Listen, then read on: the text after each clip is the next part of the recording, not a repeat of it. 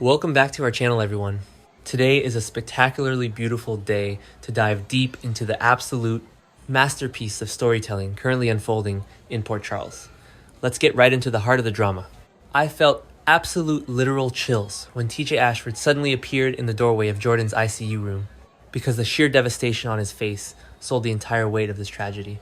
The way the director framed him bathed in that cold, sterile fluorescent hospital lighting, staring at his mother hooked up to those terrifyingly loud monitors, was a masterclass in visual storytelling.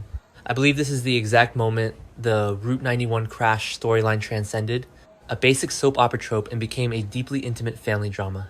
When TJ slowly walked toward the bed, his shoulders slumped, and his medical badge catching the dim light, I felt my own heart break right along with his. He has been off-screen, and his sudden materialization here, completely stripped of his usual composed doctor persona, was exactly the grounding anchor this chaotic crash storyline needed.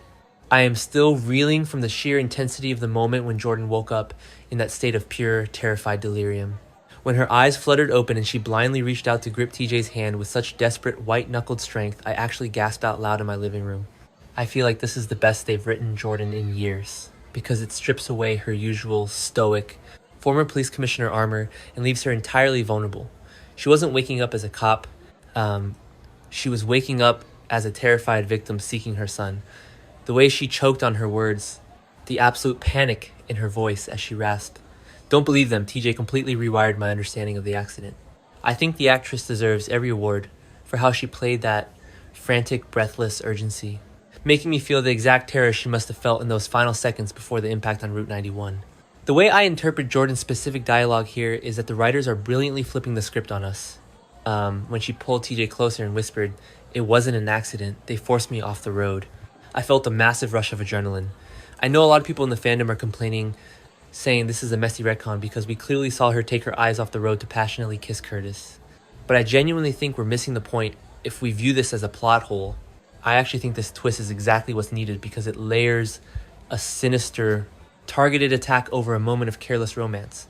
I feel so incredibly validated by this revelation, especially because it perfectly aligns with Laura Collins asking Curtis earlier if the crash was deliberate. The writers aren't ignoring the kiss. They're using our assumption that the kiss caused the crash to blind us to the real threat that chased her off the asphalt. I love the subtle, almost terrifying shift in TJ's demeanor, the exact second Jordan made her claim. I think the writer's choice to have TJ not immediately argue with her or dismiss her as delirious was brilliant, because it made me feel the deep, unspoken trust between this mother and son. When TJ gently brushed the hair from her bruised forehead and softly promised, "I hear you, Mom. I'll handle it," I felt a profound sense of relief. He didn't run to the nurse's station. He didn't call the PCPD. I believe this specific reaction proves how much TJ has grown.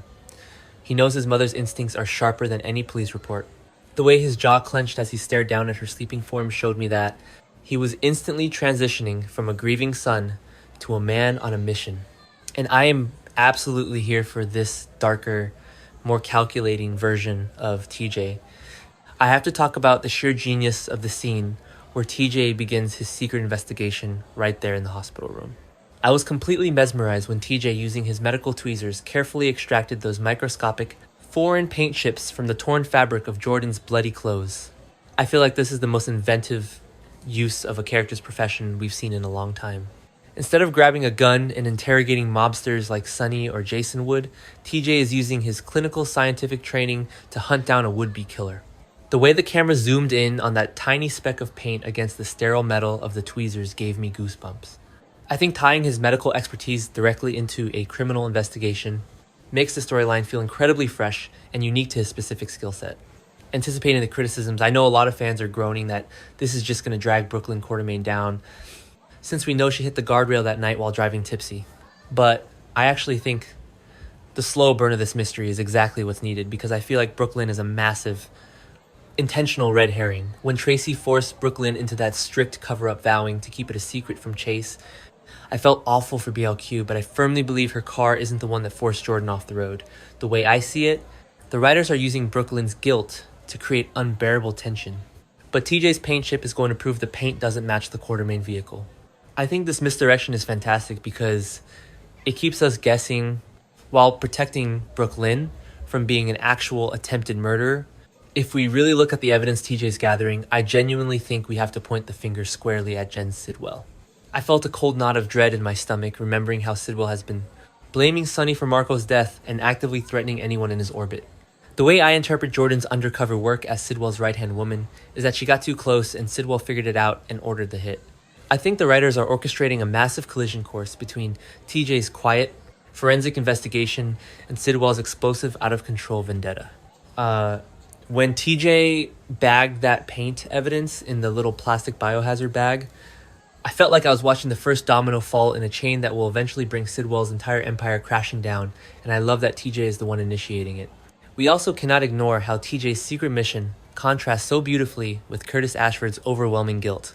I absolutely love the staging where Curtis is slumped in the hospital waiting room looking utterly defeated, because it highlights the different ways these two men love Jordan. I feel so deeply for Curtis, who is currently carrying the agonizing belief that his romantic distraction caused this horror. But I think the writer's choice to have TJ keep Jordan's confession a secret from Curtis, at least for now, is a masterstroke of dramatic irony. When TJ walked past Curtis in the hallway, giving him a brief stoic nod while holding the evidence bag hidden in his pocket, I felt the immense weight of the secret TJ is now carrying. He is protecting Curtis from the dangerous truth while simultaneously trying to save his mother's life. I was absolutely on the edge of my seat when TJ sneaked into the General Hospital pathology lab to analyze the paint trace. I feel like the show is finally utilizing the hospital setting to its full thrilling potential. The way the fluorescent lights flickered slightly as TJ locked the lab door behind him made me feel the intense, illicit nature of what he was doing. I think having TJ bypass the PCPD entirely speaks volumes about his current state of mind.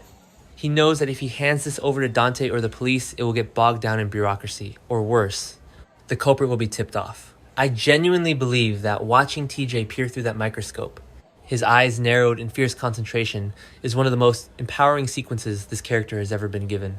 Let's talk about the specific moment TJ looked up from the microscope after identifying the chemical composition of the paint.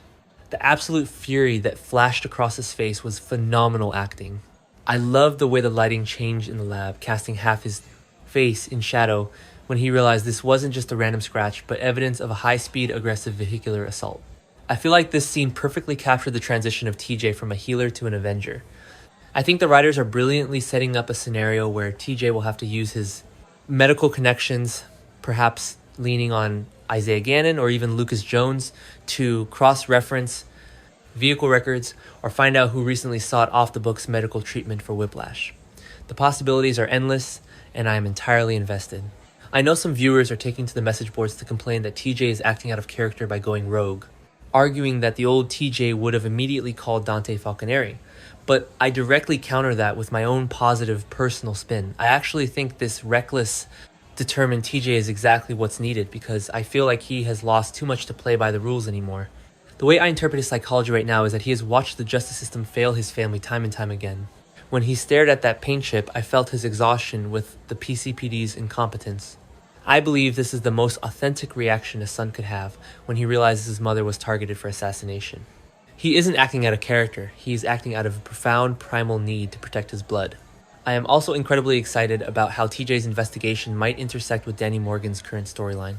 I genuinely think we're missing the genius of the broader canvas if I don't realize that Danny and Charlotte were also on Route 91 that night, joyriding in her car. I feel like Carly's aggressive cover-up of Danny's involvement is going to crash headfirst into TJ's relentless pursuit of the truth. When Carly ordered Charlotte's car repaired to hide the damage, I felt a massive surge of anticipation. Because what if TJ's paint chip matches the paint Carly is trying to hide? I think the writer's choice to weave these two families together through a forensic clue is top-tier soap opera writing. It makes me feel like every single scene is a puzzle piece waiting to be snapped into place by TJ. To truly appreciate the emotional weight of TJ's actions, I believe we have to look back at his complex history with Jordan. I felt a wave of nostalgia and heartache, remembering all the times Jordan had to lie to TJ to protect her undercover operations in the past. The way I see it, Jordan grabbing his hand and telling him the truth right out of the gate this time is a beautiful evolution of their relationship. I think it shows that she finally respects him as an equal, as a man who can handle the dark reality of her life. When TJ promised her he would find the truth, I felt like all their past conflicts were instantly resolved in that one. Unified moment of trust. I genuinely think this is the emotional payoff we have been waiting years for, and it is being executed flawlessly. But I also feel a deep, terrifying sense of dread about what TJ is walking into. The way I interpret his decision to use all his medical resources to hunt down the culprit is that he is painting a massive target on his own back. I think Sidwell or whoever actually ran Jordan off the road is not going to sit idly by while a doctor plays detective. I love the subtle tension in the hospital corridors, the way every passing orderly or nurse suddenly felt like a potential spy watching TJ's movements. I feel like the director is deliberately making the hospital feel claustrophobic to mirror TJ's dangerous isolation. I believe the stakes have never been higher for him, and the fact that he is willing to risk his medical license, his career, and his life for his mother makes him the ultimate hero of this arc. I have to praise the final moments of TJ's scenes this week because they left me absolutely breathless. When TJ stood over his mother's bed one last time watching the steady rhythm of her heart monitor and whispered, "I'm gonna find them, Mom," I felt an overwhelming surge of pride. I think the choice to end the episode on his determined, tear-streaked face rather than a traditional explosive cliffhanger was a stroke of absolute genius. It made me feel the quiet, unstoppable force of a son's love. I genuinely believe that TJ Ashford is about to turn Port Charles completely upside down, and I am fiercely loyal to this storyline. The way I see it, the writers have handed TJ the keys to the entire city's current mystery, and I cannot wait to watch him unlock it, one microscopic paint chip at a time.